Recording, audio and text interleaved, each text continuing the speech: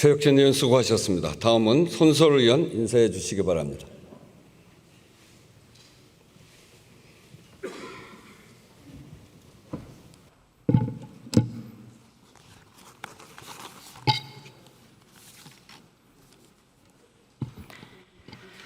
사랑하고 존경하는 국민 여러분, 그리고 존경하는 우원식 의장님, 선배 동료 의원 여러분, 안녕하십니까. 진보당 국회의원 손솔입니다.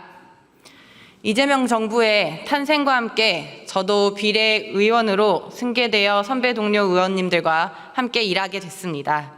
지난 6개월 민주주의를 지켜주신 국민께, 그리고 국회에서 굳건하게 역할을 해주신 의원 여러분께 이 자리를 빌려 존경과 감사의 인사를 드립니다. 저는 22대 최연소 국회의원이라는 타이틀을 달았습니다. 막내인데다 전학생이 된 기분입니다. 300명의 의원 여러분 앞에 말씀드릴 수 있는 영광스러운 시간을 얻어 인사를 드리고 있지만 저는 한 분 한 분 뵐 시간이 아직은 부족했습니다. 혹시 제가 그냥 지나가더라도 오해하지 마시고 같이 인사 나눌 수 있었으면 합니다. 열심히 배우고 많이 일하고 싶습니다. 하지만 아직 내석의 소수 정당이라 법안 발의를 하는데도 어려움이 많습니다. 많이 가르쳐 주시고 많이 도와주십시오. 함께 토론하고 국민을 위한 의정 활동에 저도 역할을 다하겠습니다. 그런 의미에서 이 자리에서 말씀드리고 싶은 건이 하나 있습니다. 첫 인사 자리에서 이 말씀을 드려도 되나 많이 고민했습니다. 하지만 지금도 진행 중인 사안이고 우리 국회가 함께 해결해야 하는 일이기에 용기를 냅니다. 이준석 의원을 징계해 주십시오.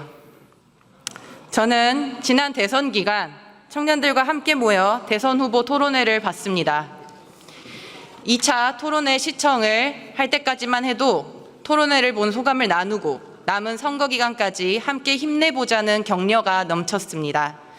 하지만 3차 토론회 후에는 우리는 한자리에 있으면서도 서로에 대한 응원조차 나눌 여유가 없었습니다. 다들 오늘 토론회는 너무 힘들다. 어서 집에 가서 쉬어야겠다며 돌아갔습니다. 저 역시 한 방 때려 맞은 것처럼 어안이 벙벙했습니다. 다음 날 선거운동에 나가면서도 힘이 축 빠져 기운이 돌아오지 않아 괴로웠습니다. 내가 왜 이렇게 힘들까? 추위 속에도 광장을 지키러 온 힘을 내 나온 내 친구들은 왜 어제 토론회를 보고 맥이 빠진 채 돌아갔을까? 곱씹어 왔습니다. 답은 하나였습니다. 이준석 후보가 TV토론 생중계에서 내뱉은 충격적인 발언에 모두가 동시에 한 방 얻어맞았기 때문이었습니다. 수년간 어려운 틈을 비집고 진보 정치를 꾸려오던 저조차 이렇게 힘든데 평범한 청년들은 오죽했겠습니까? 그 고통스러운 마음과 참담함이 모여 이준석 의원 제명을 요구하는 국민청원 59만이라는 결과로 표현됐다고 생각합니다. 국민의 요청에 국회가 답해야 합니다. 물이 위에서 아래로 흐르듯 혐오도 그러합니다.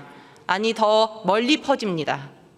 정치인의 말에 책임이 따른다는 것을 단호히 보여줘야 혐오와 차별을 멈출 수 있습니다.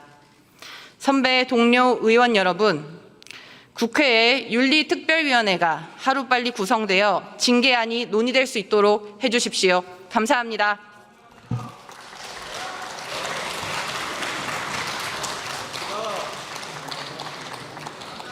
손설 의원 수고하셨습니다. 지난 4일 한 시민이 국회 국민동의 청원 사이트에 개혁신당 이준석 의원의 의원직을 제명해달란 청원을 올렸습니다.